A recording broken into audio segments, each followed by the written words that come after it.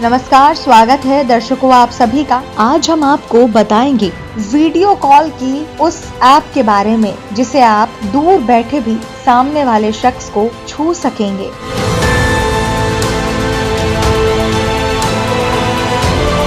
Virtual reality touch. नया virtual reality interface लंबी दूरी पर टच सक्षम करता है। तेजी से काम और अध्ययन के कारणों के कारण कई जोड़े खुद को अलग अलग शहरों में और यहाँ तक कि देशों में लंबी दूरी के रिश्ते की चुनौतियों का सामना करते हुए अलग रहते हैं।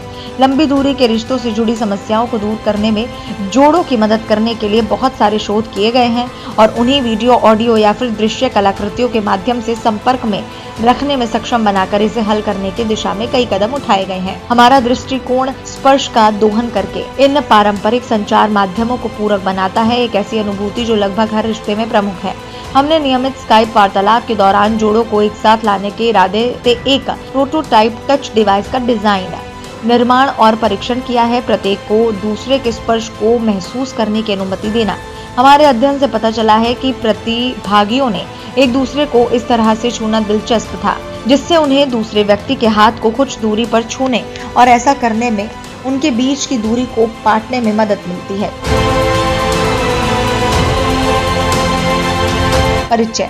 आजकल करियर या अध्ययन संबंधी दायित्वों का अर्थ जोड़ों को एक दूसरे से अलग रहना पड़ सकता है। ये दूरी रिश्ते में कई तनाव पैदा करती है जिससे दूर करना मुश्किल हो सकता है। हर रिश्ते के मुख्य घटक एक दूसरे को देखने, सुनने, सूंघने और छूने में सक्षम होना। VoIP और वीडियो कॉलिंग सेवाएं दृष्टि और ध्वनि का समर्थन करके कमियों को कम करने में मदद कर सकती है। यहाँ हम ये पता लगाते हैं कि कैसे हम दूरी पर स्पर्श अनुभवों के लिए नए रूप प्रदान करके LDR अनुभव को बढ़ा सकते हैं। अलग रहने वाले जोड़ों पर साहित्य उन विभिन्न महत्वपूर्ण चुनौतियों की रिपोर्ट करता है जिनका वो सामना करते हैं, क्योंकि उनके पास पारंपरिक अंतर्गता निर्माण, बातचीत जैसे स्पर्श, गैर मौखिक संचार और उपस्थिति का अभाव है। वांग एंड क्यू का तर्क है कि रिमोट टच इंटरैक्शन तत्काल मानव से मानव भावनात्मक संपर्क के संदेश के लिए एक अनूठा चैनल बन सकता है। साझा अनुभव और स्थितिजन्य जागरूकता। लंबी दूर के रोमांटिक रिश्तों में संचार की मुख्य विशेषताएं। भौगोलिक दूर पर काबू पाना एकजुटता की भावना पैदा करने में उपयोगी है। कई अध्ययनों ने अलग रहते हुए दूसरों के साथ संवाद करने के लिए प्रौद्योगिकी का उपयोग करने के तरीकों का पता लगाया है। चुंबन कम्युनिकेटर को भावनात्मक संदेशों के आदान प्रदान को अनुकरण करने के लिए डिजाइन किया गया था, जैसा कि शारीरिक दूरी से अलग लोगों के बीच चुंबन। एक अन्य डिजाइन प्रस्ताव द व्हाइट स्टोन है जो केवल लोगों के हाथों में सनसनी के माध्यम से उपस्थिति और करुणा की भावना प्रदान करता है, जो एक को दर्शाता है संचार का नया तरीका।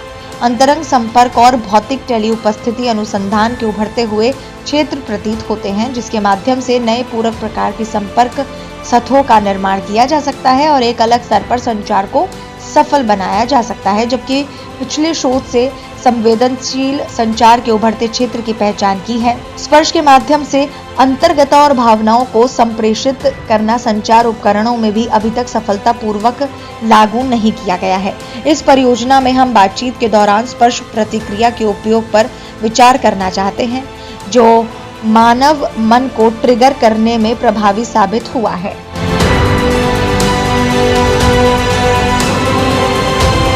उपयोगकर्ताओं की आवश्यकताएं। LDR में संचार की गुणवत्ता की गहरी समझ हासिल करने के लिए हमने उन 12 लोगों का साक्षात्कार लिया जिनके पास या तो LDR है या हुआ करते थे। हमने उनसे भावनात्मक अनुभव के बारे में पूछा, किसी भी अप्रिय स्थिति का कारण क्या है और उन्होंने अपने साथी से सबसे ज्यादा क्या याद किया।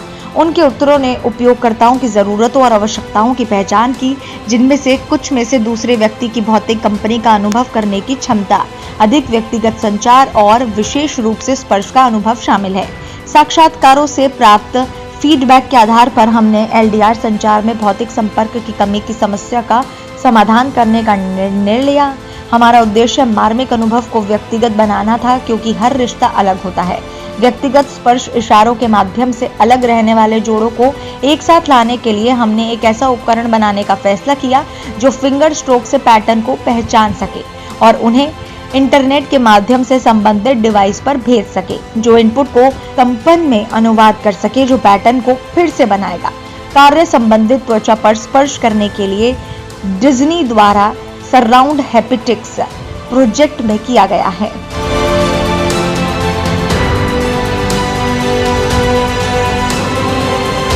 प्रारंभिक रेखा चित्र और प्रतिक्रिया। उपयोगकर्ताओं की जरूरतों और आवश्यकताओं को और अधिक परिष्कृत करने और उनका पता लगाने के लिए हमने रंग और प्रकाशन सूचनाओं और मानव समान और सजावटी दोनों आकारों में शामिल स्पर्श संवेदनाओं जैसी सुविधाओं को शामिल करते हुए विभिन्न प्रकार के डिजाइन स्केच में उनकी अवधारणाओं को पकड़ने का प्रयास किया है। एक प्रमुख मुद्दा जिसे हमने हल करने का लक्ष्य रखा था वो था अलौकिक घाटी, यानी कि क्या उपयोगकर्ता अधिक भावनात्मक रूप से यथार्थवादी और मानव सदृश डिजाइन के साथ जुड़े होंगे या अधिक अस्पष्ट और सजावटी जैसे आकृति के साथ। हमारे प्रारंभिक डिजाइन विचारों का मूल्यांकन करने के लिए हमने 10 प्रतिभागियों के साथ साक्षात्कार आयोजित किए जो हमारे लक्षित उपयोगकर्ताओं के प्रतिनिधि थे। फीडबैक से पता चला कि प्रतिभागियों ने मानव सदृश डिजाइन यानी कि डरावना पाया, जिसे उनके रिश्ते को उनके साथी के शरीर के अंग के रूप में एक उपकरण में स्पष्ट रूप से सन्निहित करने के विचार को नापसंद किया गया। सजावटी डिजाइन बहुत बेहतर प्राप्त हुए। प्रतिभागियों ने विशेष रूप से डिवाइस को अपने घर में रखने या फिर यात्रा के दौरान इसे ले जाने के अवसर की सराहना की बिना ध्यान आकर्षित किए। महत्वपूर्ण रूप से प्रतिभागियों ने प्रकाश और तापमान के ऊपर स्पर्श की सुविधा को प्राथमिकता दी। एक ऐसे उपकरण का उपयोग करने के अनुभव का अंदाजा लगाने के लिए जो दूर से स्पर्श का संचार करते हैं, हमने कार्ड, क्लिंग फिल्म और टेप से प्रोटोटाइप का निर्माण किया। हमने एक हाथ क्लिंग फिल्म के नीचे रखा और एक प्रतिभागी को क्लिंग फिल्म पर हाथ महसूस करने के लिए कहा, ये समझाते हुए कि ये बातचीत दूरस्थ उपकरणों पर होगी।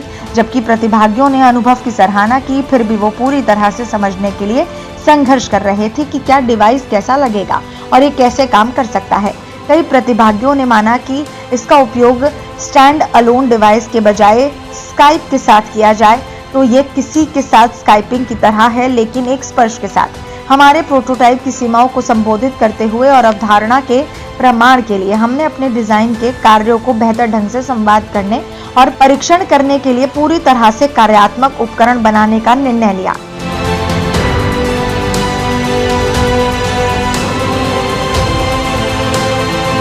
प्रोटोटाइप का परीक्षण।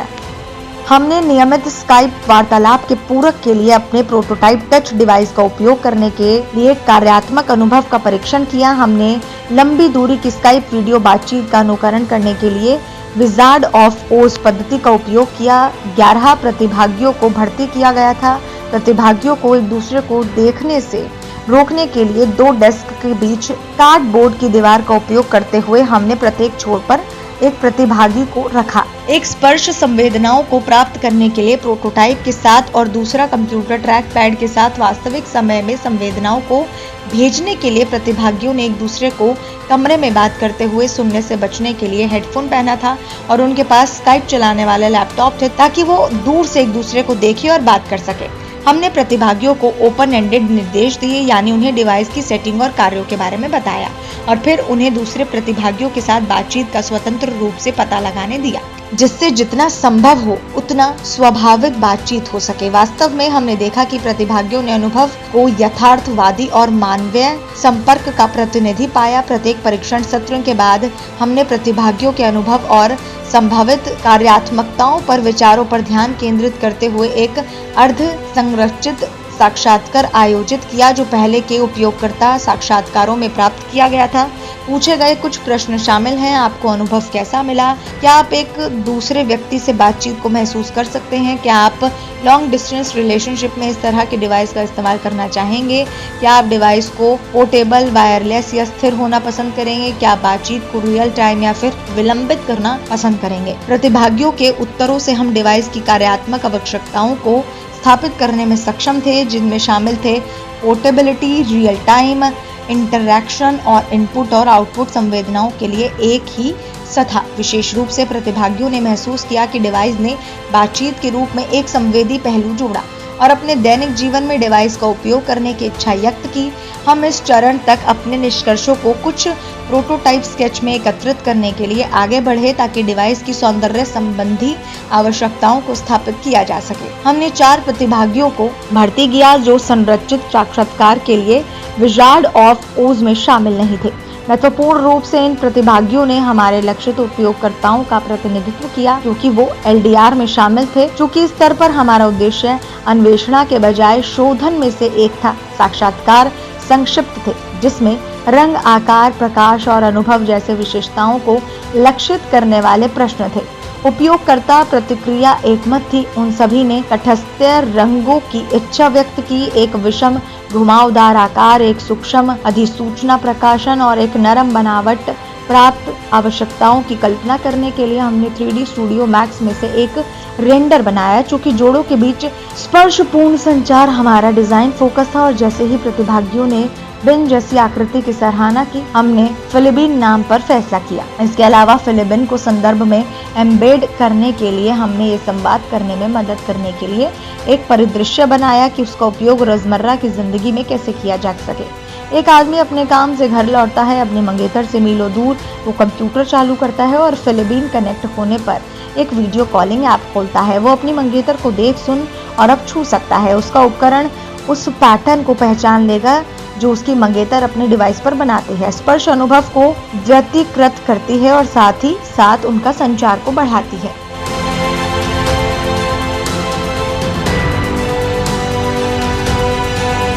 चर्चा।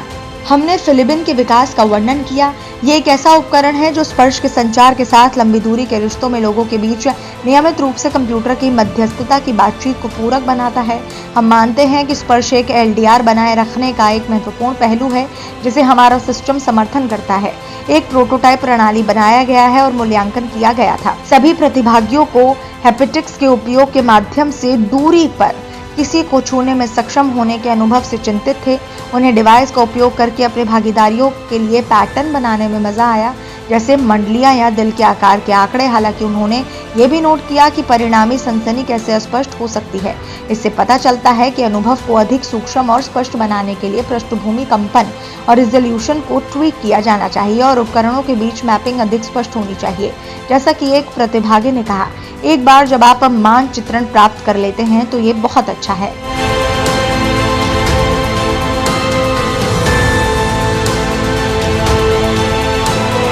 VR में डिजिटल टच। अध्ययन VR के सामान्य लाभों की ओर इशारा करते हैं, जैसे मस्तिष्क न्यूरोप्लास्टिक पुनर्वास। हसियोचिगा एट अल 2017, रवि एट अल 2017 परीक्षण, अलकर एट अल 2016 और शिक्षा क्वानघाट एट अल 2017। VR में स्पर्श का एकीकरण अनुसंधान विकास के प्रारंभिक चरणों में है।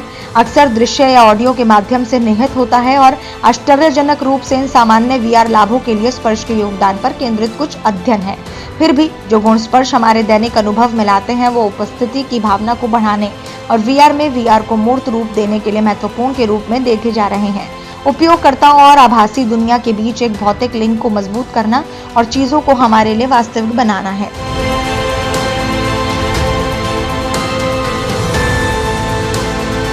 उम्मीद करते हैं आपको ये वीडियो पसंद आया होगा। आप हमारी वीडियो को लाइक शेयर करके हमारे चैनल को सब्सक्राइब करना ना भूलें।